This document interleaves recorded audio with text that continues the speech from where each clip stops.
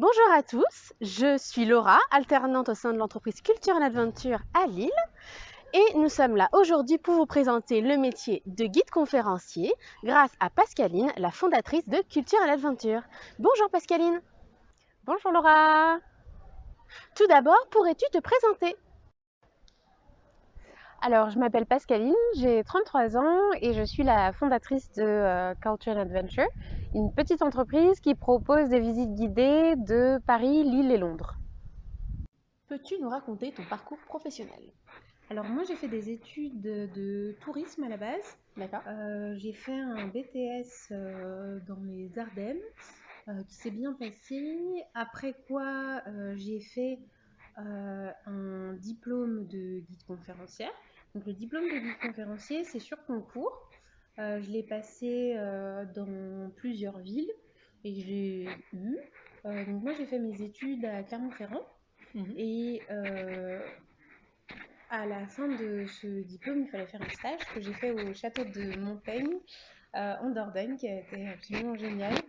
Et après quoi, j'ai décidé de continuer mes études et de faire un master en tourisme et en management de projets touristiques internationaux que j'ai fait à Lille.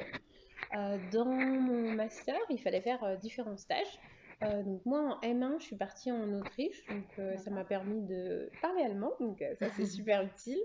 Et puis pour mon M2, j'ai fait un stage aux États-Unis de 6 mois à Los Angeles, donc ce qui était très bien pour me perfectionner. Et l'idée de faire des stages aussi variés à des endroits aussi différents, Oui. c'était de pouvoir acquérir de l'expérience en guidage et aussi en management pour me permettre de commencer ma carrière de guide en connaissance du métier. J'avais pas envie de commencer sans trop savoir. Après ça, j'ai été guide 5 ans à Londres et puis je suis rentrée en France en 2017 avec l'idée de monter mon entreprise. Le montage d'entreprise en France a été très compliqué par rapport à l'idée que je m'en étais faite. En Angleterre, les démarches administratives, c'était très simple. Ma boîte, elle avait été montée en top chrono 10 minutes. Ah oui, quand même. Oui, c'est un papier, tu fais la queue, ils te le donnent, terminé. Et en France, le montage d'entreprise m'a pris 9 mois. Donc voilà, je suis rentrée en 2017 et finalement ma boîte a été montée véritablement en novembre 2018 et donc j'ai commencé à travailler à mon compte pour le compte de ma société Culture & Adventure en décembre 2018. Voilà. Ça fait un long parcours en tout cas. Oui, c'était un peu le parcours du combattant pour lancer la boîte, mais je suis vraiment très contente d'avoir été guide conférencière indépendante avant. Ça m'a donné plus de maturité, je pense, pour pouvoir commencer une société. Parce que avoir une société, c'est pas juste guider, c'est faire beaucoup d'autres choses à côté et je pense que j'aurais pas pu faire ça directement. D'accord. Pourquoi es-tu devenue guide conférencière? Alors, j'ai choisi de devenir guide conférencière parce que j'aimais beaucoup les langues, l'histoire de l'art, et donc j'avais envie de faire un métier qui soit en relation avec tout ça. Et j'avais fait un BTS tourisme dans lequel on parlait beaucoup de patrimoine, et l'un de mes professeurs m'avait conseillé de faire le diplôme de guide conférencière, et c'est ce que j'ai fait. Donc c'est la raison pour laquelle j'ai décidé de faire ce métier, parce que ça m'avait vraiment plu, donc voilà. Comment se déroule une journée type du coup? Alors, il n'y a pas vraiment de journée type quand on est à son compte, parce qu'il faut tout faire. Il faut faire et le marketing, et prendre les coups de téléphone, et faire les visites guidées, revenir, poster des choses sur les différents réseaux sociaux. Donc, il y a pas trop de journée type. Donc, en fait, la journée type n'existe pas. Voilà. On prend ce qui vient, on fait ce qu'il faut faire dans l'ordre dans lequel j'ai le temps de le faire. Et j'espère que ça sera suffisant. Mais en général, j'ai pas du tout le temps de faire tout ce que je voulais faire dans une journée. Il y a toujours énormément de projets qui m'intéressent et que je voudrais faire, et je fais ce que je veux en fait. Donc voilà, c'est plutôt ça la réalité du métier de guide conférencière quand on est en société, en entreprise. T'as beaucoup de boulot. Voilà, exactement. Mais c'est satisfaisant, j'avance petit à petit sur des missions qui m'intéressent, donc non, j'aime beaucoup. Quels sont les avantages et les inconvénients du métier de guide conférencier? Ça, c'est une bonne question. Moi, c'est un métier passion, donc j'aime vraiment beaucoup ce que je fais. D'accord. Alors, les avantages, je dirais que c'est la liberté. La liberté parce qu'on peut travailler quand on a envie de travailler D'accord. et on peut organiser son temps. Donc ça, c'est vraiment un avantage. Par exemple, j'ai 3 mois de vacances tous les ans parce qu'il y a un énorme trou dans la saison en novembre, en février et début mars, grosso modo. Ah oui, la Donc chance. oui, donc ça c'est bien. On peut faire d'autres choses que de travailler en hiver. Ah bah oui. Je peux partir en vacances. Je peux apprendre une nouvelle langue. Voilà, j'ai de T'as du quoi temps faire. libre. J'ai du temps libre. Donc ça c'est agréable. L'autre avantage, c'est qu'on rencontre énormément de gens. Moi j'aime les gens. Donc c'est chouette. Tous les jours, je rencontre de nouvelles personnes. J'apprends beaucoup d'eux. Donc c'est pas un job où c'est unilatéral, c'est vraiment une transmission et une discussion. Et D'accord. donc c'est vraiment agréable de rencontrer tous ces gens qui viennent d'endroits différents, du monde entier à vrai dire. Donc ça D'accord. c'est super chouette. Et puis aussi, moi j'aime bien l'idée de parler toutes mes langues. Donc moi je suis trilingue, je parle français, anglais et allemand. D'accord. Et être guide conférencière, ça me permet de me servir de toutes mes langues. Et donc, je propose des visites guidées en anglais, en français et de temps en temps en allemand. Pas D'accord. très souvent, parce que comme j'ai passé beaucoup de temps en Angleterre, j'ai plus l'habitude de Oui. parler. Mais là, je m'y remets, ça y est. Ça sera ton prochain objectif, parler allemand bilingue. De Étant guider, bilingue, du coup. de guider en allemand. Pas d'être Oui. bilingue, non, Non, non. bilingue, non. Mais non, de recommencer à guider en allemand, parce que comme D'accord. j'habitais en Autriche, c'est Oui. quelque chose que je faisais tous les jours. D'accord. Mais là, le fait d'avoir arrêté de parler anglais, Oui, voilà. ça a un peu... Oui, ça fait baisser le niveau. Ça fait baisser le niveau, d'accord. Donc voilà. D'accord. Alors les inconvénients, maintenant, les inconvénients, alors ce sont les mêmes que les avantages. Le plus gros, je dirais que c'est la saisonnalité. Donc je vous disais que c'était un avantage la saisonnalité parce que ça permet d'avoir beaucoup de temps libre, mais c'est aussi un inconvénient parce que on est tributaire de tout.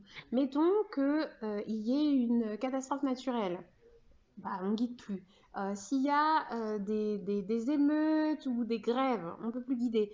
Par exemple, il y a 2 ans, quand j'ai commencé à travailler avec mon entreprise, ça a Oui. été l'énorme épisode des Gilets jaunes. Ah oui. Et donc, pendant 2 mois et demi, le jour où j'ai lancé ma boîte, ça a été le début du mouvement. Et donc, ça a été ça a compliqué. été très compliqué le Oui. lancement. Voilà, les mouvements sociaux. Ensuite, les grèves, parce qu'on est en France et à peu près toutes les 2 semaines, il y a une Il y a grève. une grève. Et donc ça complique aussi les choses parce que les gens ne peuvent juste pas venir. Donc on est un peu embêté quand il y a ça. Et puis ensuite, il y a tous les aléas comme attentats il y a quelques années ou alors mauvais temps, tout simplement. Oui. Si ce sont des gens qui ont réservé une visite de ville en extérieur, s'il pleut des cordes, ils n'auront pas envie de venir. Sauf que la visite, elle était prévue. Bah oui, et, du coup. et donc ça, c'est vraiment quand même un gros inconvénient. Oui. L'autre problème, c'est la précarité. Le métier de guide conférencier en France est relativement précaire par rapport à d'autres pays d'Europe. D'accord. Il est précaire parce que les institutions avec lesquelles les guides travaillent Oui. ne les payent pas réellement le salaire auquel ils devraient être payés. D'accord. Il faut savoir qu'il y a un syndicat des guides conférenciers et que une visite guidée a une véritable valeur. La demi-journée d'un guide conférencier vaut 180 € et une journée complète 300 €. Sauf que très souvent, les offices de tourisme, les musées ne payent pas le tarif qu'ils sont censés payer aux guides conférenciers et du coup, ça fait augmenter la précarité des guides alors qu'il n'y a pas de raison d'être. Donc ça vraiment c'est un des gros problèmes de cette profession. Les gens croient toujours qu'on est des stagiaires, que c'est un job d'été et le nombre de fois où ils nous disent « Ah, vous faites ça comme job étudiant ?» Non, j'ai 33 ans, ça y est, c'est fini les études. Oui, du coup, oui. Et donc non, c'est un métier, c'est un diplôme, c'est 3 langues, c'est faire des recherches, c'est choix, c'est beaucoup de choses d'être guide conférencier. Donc ça, c'est embêtant aussi, le manque de connaissance de notre métier et donc du coup, le manque de reconnaissance qui va avec. Mais c'est dû aussi au fait qu'on ne soit que 11 000. Il n'y a que 11 000 guides conférenciers en France. Oui, c'est une toute petite profession. Et donc du coup, c'est pour ça que les gens ne connaissent pas ce métier parce qu'on est tellement peu qu'ils n'ont pas l'occasion de nous voir très souvent. D'accord. D'après les inconvénients que tu m'as cités, comment les guides font pour ne pas tomber dans la précarité? Alors ça, c'est une super bonne question. Alors, il y a 2 solutions. Soit ils prennent un autre job D'accord. à côté, soit il faut être très organisé et faire suffisamment de marketing, de pub, travailler avec suffisamment d'entreprises individuelles pour toujours avoir du travail, que ce soit en été comme en hiver. Donc l'une des bonnes choses à faire en fait, c'est de travailler avec des musées en hiver, parce que les musées sont toujours ouverts, il pleut pas dans les musées. Donc comme ça permet finalement de pouvoir attendre que la saison ne reprenne. Donc ça. Et puis sinon, en fait, il faut faire quelque chose d'autre qui va avec le fait d'être guide conférencier, c'est-à-dire soit avoir une petite chaîne YouTube où les gens vont vous connaître, soit écrire des livres. Il y a énormément de guides qui font ça, qui travaillent pour des gens qui produisent des guides touristiques. Donc par exemple le Routard, le Petit Futé, le guide Michelin. Il y a des gens qui les écrivent et donc ce sont soit des guides touristiques, soit des journalistes. Donc ça c'est quelque chose qui est assez intéressant. C'est assez intéressant, oui. Et vraiment, non, moi mon conseil principal, ce serait d'être organisé et de regarder exactement de combien vous avez besoin en été et en hiver, et donc vous assurer que vous avez suffisamment guidé en été pour pouvoir être tranquille l'hiver quand il y aura beaucoup moins de touristes. Le ratio, je dirais que c'est 70% de l'année, on l'a fait en été, entre avril et octobre, et les 30% du chiffre d'affaires que vous devez faire, il est fait en hiver, mais il est fait autour des 2 semaines de Noël et la semaine des vacances de février. Donc il faut faire très très attention pour ne pas tomber dans la précarité, et c'est quelque chose qu'on apprend avec l'expérience. Moi, la première année, bien sûr que je ne m'étais pas bien organisée, ça avait été compliqué, mais j'ai fait cette erreur-là une fois. Maintenant, ça fait 9 ans que je suis guide, donc maintenant je sais mieux m'organiser. Non, je ne me fais plus avoir. Du coup, comment tu fais toi pour ne pas tomber dedans, dans la précarité? Alors, moi je guide beaucoup. J'ai fait le choix de guider beaucoup, et à vrai dire je travaille pour moi, donc du coup ça me permet que les gens réservent les visites par mois, et donc ils le réservent sur mon site web. Et ils réservent par d'autres plateformes avec lesquelles je travaille ou avec qui je suis en partenariat. Donc la règle numéro 1 quand on est guide, c'est de partager, d'avoir un super bon réseau, de faire du networking, d'aller voir des autres guides et de leur dire écoute, là j'ai besoin de guider, tu connaîtrais pas une petite boîte qui a besoin de quelqu'un, ou alors tiens, est-ce qu'on peut faire un échange? Enfin voilà, la clé c'est vraiment le réseau, de vraiment avoir un très bon réseau, et comme ça d'augmenter vos chances de pouvoir guider. Et puis moi, pendant cet épisode de Covid-19, qui a été la période la plus compliquée professionnellement que j'ai jamais connue, comme beaucoup de gens, je pense, j'ai fait le choix de donner des cours d'anglais. Et comme ça m'a permis de passer l'hiver bien au chaud, et de donner des cours. D'accord. Donc ça va. Ça va en fait pour toi. Oui, pour moi ça va. Et voilà, je m'étais organisée. J'ai eu une année qui avait été très compliquée comme ça, quand il y avait eu les attentats à Paris en 2015. Et donc du coup, j'avais vu à quel point c'était compliqué, et je me suis dit en fait il faut un plan B. Il faut un plan B au cas où. Et du coup maintenant j'ai toujours ce plan B, et si ça se passe mal, je peux toujours retomber là-dessus. D'accord. Pourquoi la profession de guide conférencier est-elle si méconnue? Alors la profession de guide conférencier, c'est une profession qui existe depuis très longtemps, mais dont le métier a quand même beaucoup changé depuis, je dirais, les années 80. D'accord. Avant, le métier de guide conférencier n'était pas aussi réglementé qu'il l'est aujourd'hui, et on voyait beaucoup d'étudiants dans les châteaux guidés comme ça en job d'été.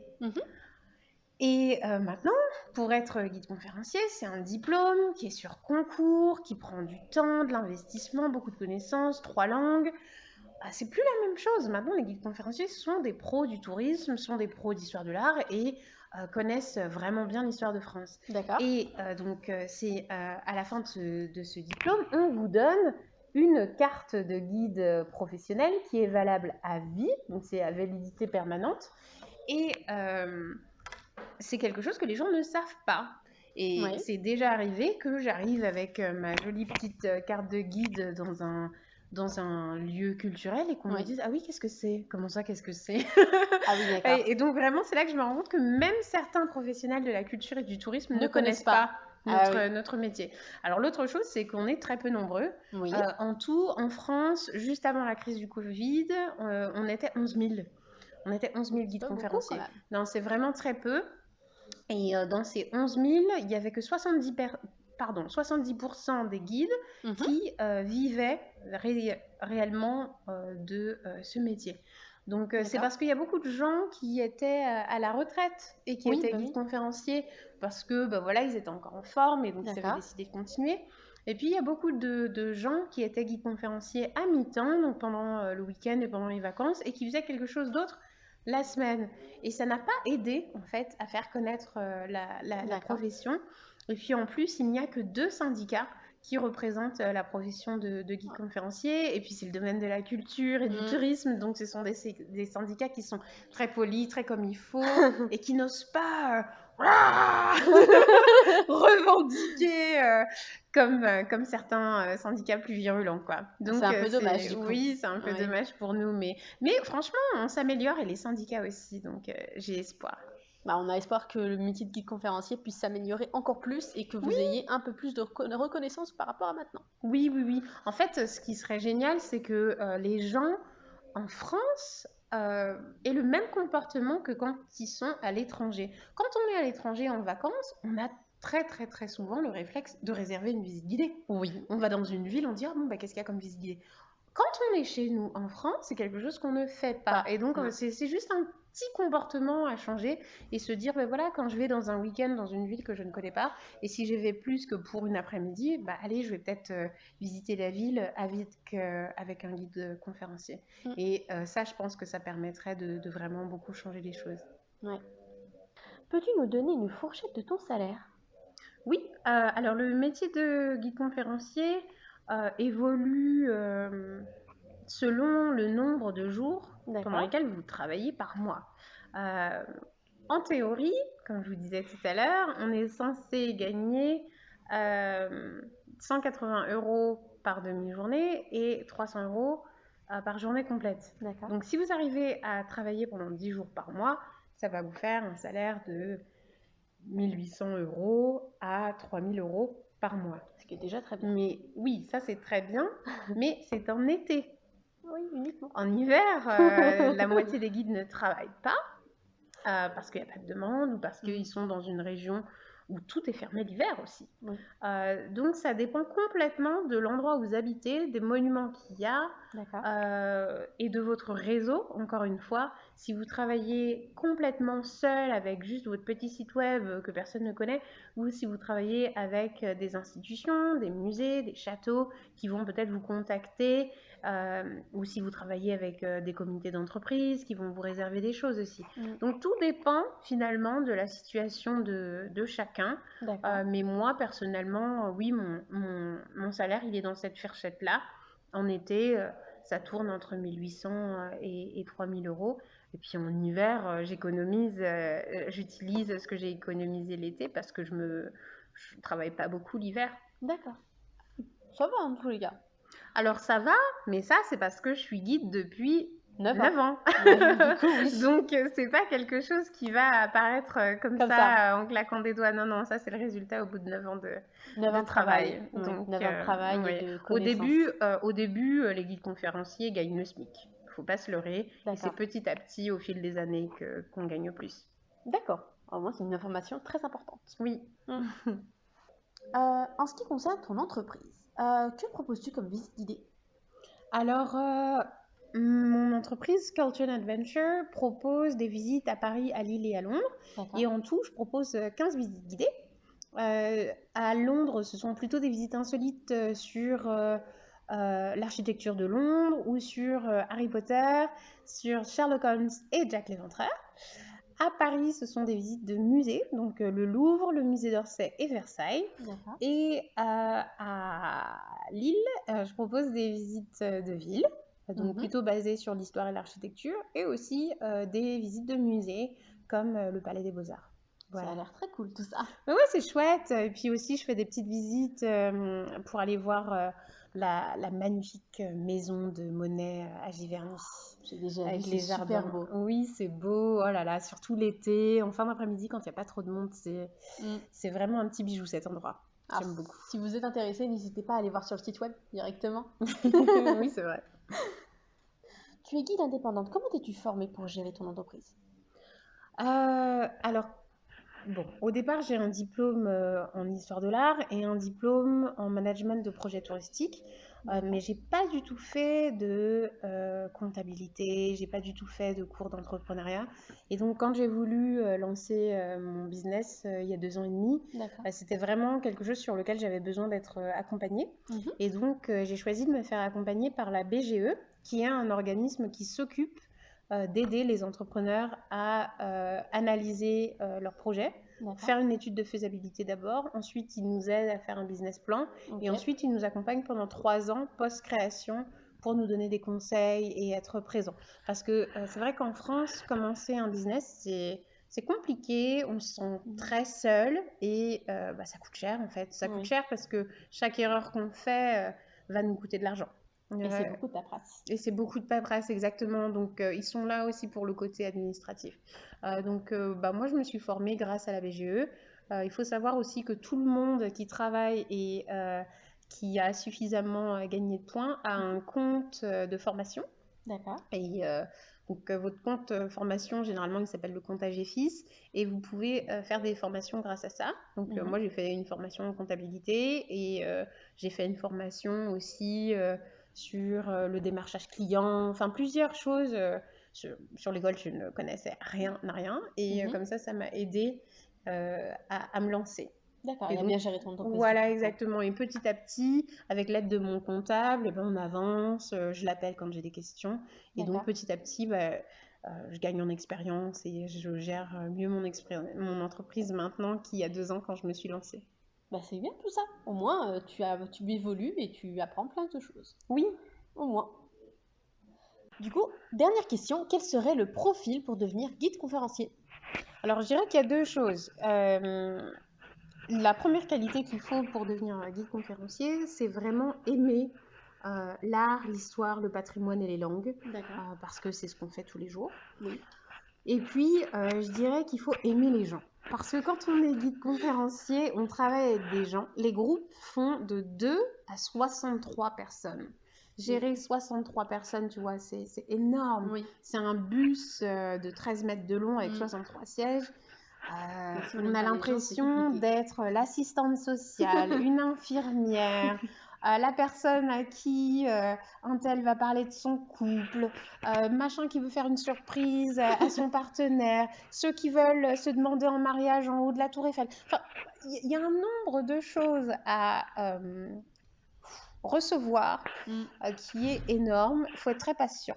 Vraiment, il faut être patient et surtout, je dirais qu'il faut aimer les gens. Parce que sinon, on a envie de leur mettre des claques. Oui, je peux comprendre. Mais bon, si on aime les gens, c'est encore mieux. Parce que 63 personnes, il y a une demande particulière à chaque fois. Oui, c'est compliqué, c'est très compliqué. Alors moi, je dirais que le Covid a au moins apporté ça, c'est que les groupes de 63 personnes, c'est fini. On les reverra pas, c'est terminé. Et donc, moi, personnellement, les groupes que je fais pour mon entreprise, ce sont des groupes de 2 à 15 personnes. Et ça permet de pouvoir faire du sur-mesure. Parce que quand on a un groupe de 63 personnes, à la fin de la journée, on n'a parlé à personne. 63 personnes, c'est une foule, c'est une petite salle de concert. Du coup, Alors que 15 personnes, c'est 3 familles, la famille classique, là, avec des enfants. Un petit groupe d'amis qui sont là, un petit couple qui va être là, et voilà. Donc 15 personnes, c'est pas beaucoup finalement, ça fait 3-4 groupes de gens et on peut vraiment prendre le temps de leur parler, de discuter. À tout le monde. Donc ça c'est plus cool. sympa. Donc ça serait mon conseil pour ceux qui ne sont pas guides conférenciers. Maintenant, pour ceux qui le sont déjà, j'aurais un autre conseil, ce serait de passer plus de temps à démarcher, à vous occuper de vos réseaux sociaux et de vous faire connaître. Parce que je suis sûre que vous êtes des guides conférenciers absolument fabuleux, mais si on n'entend pas parler de vous, finalement, ça va être compliqué de vous trouver. C'est compliqué de vous trouver, et donc le nerf de la guerre, finalement, c'est que vous soyez visible et qu'on puisse découvrir à quel point vous êtes merveilleux et à quel point vous avez des choses à nous apprendre et à nous faire partager. Donc, pour tous mes amis guides qui sont là, on compte sur vous pour mettre à jour vos réseaux sociaux et pour faire de la pub et pour vous voir partout. Je veux vous voir partout. Voilà. Donc, on va checker nos réseaux sociaux pour voir vos publications. Exactement. Bah, écoute, merci beaucoup de m'avoir interviewé, c'était très intéressant. Et pour ceux qui nous rejoignent pour la première fois sur cette chaîne, si vous avez aimé la vidéo, n'hésitez pas à mettre un like et surtout abonnez-vous. Comme ça, vous serez au courant de toutes nos prochaines vidéos qui seront toutes les 2 semaines.